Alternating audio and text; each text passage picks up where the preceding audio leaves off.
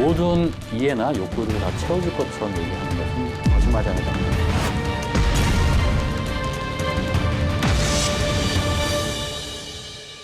플랫폼 사업자들에 의한 과도한 독점과 횡포, 이게 정말 다수의 많은 택시 종사자들을 어렵게 만든다라는 생각이 들었습니다. 처음에는 이게 아주 싸게 무료로 시장을 다 확대한 다음에 거의 독점 상태가 되니까 플랫폼 중개를 하면 중개로 끝내야지. 중개를 하면서 그중에 제일 잘 되는 걸 자기가 골라가지고 따로 관리하면 이게 바로 불공정이에요.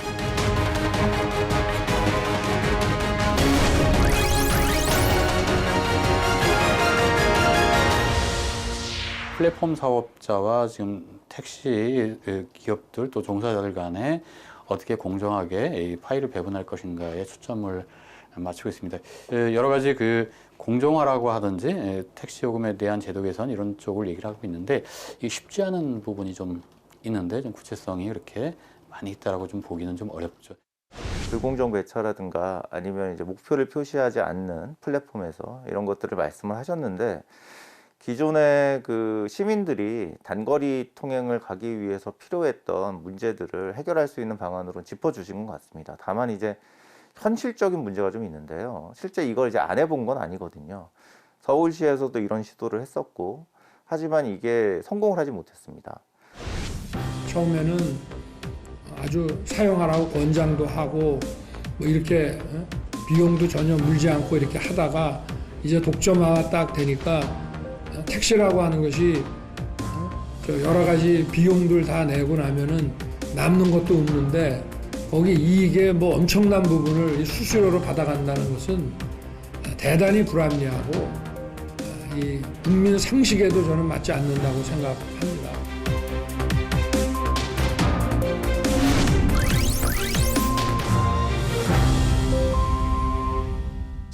택시 정책에 대해서도 여러 가지 다양한 정책보다는 어떤 택시 기사에 대한 그 보호 칸막이라고 하는 안전 부분, 또 택시 안전 시스템, 이렇게 이제 안전이라고 하는 것만 계속 얘기를 하고 있는데 이 택시 문제 또 특히 플랫폼 사업자가 들어오고 있고 택시 종사자들이 많은 고용의 위협을 느끼고 있는데 좀 너무 단순하게 좀 들어오지 않았나 이런 생각들을 하고 있습니다.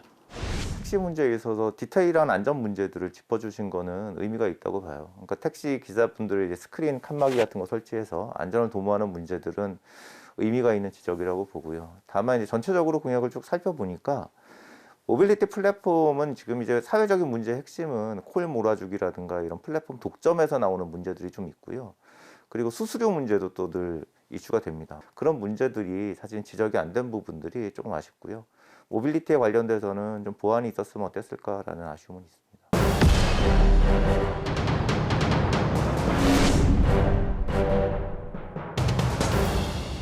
배가 하면 더 빨리 하겠다고 하는 것 외에는 차별성이 없다고 봐야죠. 또 특히 서울 수도권 중심으로 이런 그 GTX 공약들을 냈다라고 하는 것, 그건 두 후보가 거의 같다라고 봅니다. 아마 새로운 대통령의 임기 동안 이게 시행될 가능성은 거의 없습니다. 그래서 이 선거 때 이런 것들을 굉장히 쉽게 던지는 건 생색은 현재 후보들이 내고 부담은 차기 정부가 져야 되는 이런 구조 때문에 무책임하게 던지는 거죠. 제일 아쉬운 점은 차내 혼잡에 관련된 얘기는 전혀 없다는 거예요. 열차 내 혼잡. 근데 사실은 언론 기사들을 찾아보시면 지하철에 있어서 제일 사람들이 불만으로 가지는 게 너무 차내가 혼잡하다는 겁니다. 근데 거기에 관련된 얘기가 전혀 없고 지하철 9호선, 김포 노선이 지옥철이다라고 얘기를 하고 있는데 왜 이번 공약에서는 열차 내 혼잡에 관련된 이야기는 없지? 그게 사실은 저는 이번에 철도 공약에서는 제일 아쉬워요.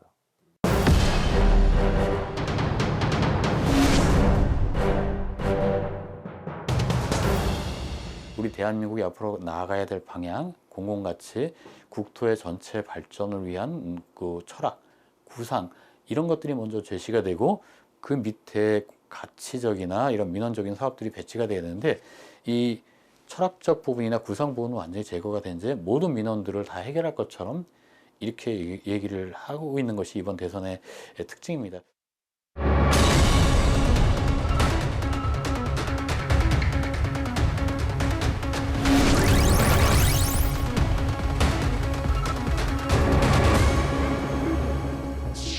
심상정 후보 같은 경우에는 도시와 도시 간의 연결을 상대적으로 다른 후보보다 강조하고 있기보다는 지역 내 교통 서비스 내지는 지역 내 교통 복지에 대해서 좀 더 상대적으로 강조하고 있다, 이렇게 좀 보고 있습니다. 저는 심상정 후보가 내신 공약이 나머지 두 후보님과 제일 크게 차별되는 점은 그 안에 노동자가 보인다는 게 사실은 제일 차별점이라고 봤습니다. 다른 후보님들은 플랫폼 이코노미에 관련돼서 이야기했을 때 독과점만 얘기를 하세요. 그러니까 시스템은 보이는데 안에 있는 사람들이 잘 안 보여요.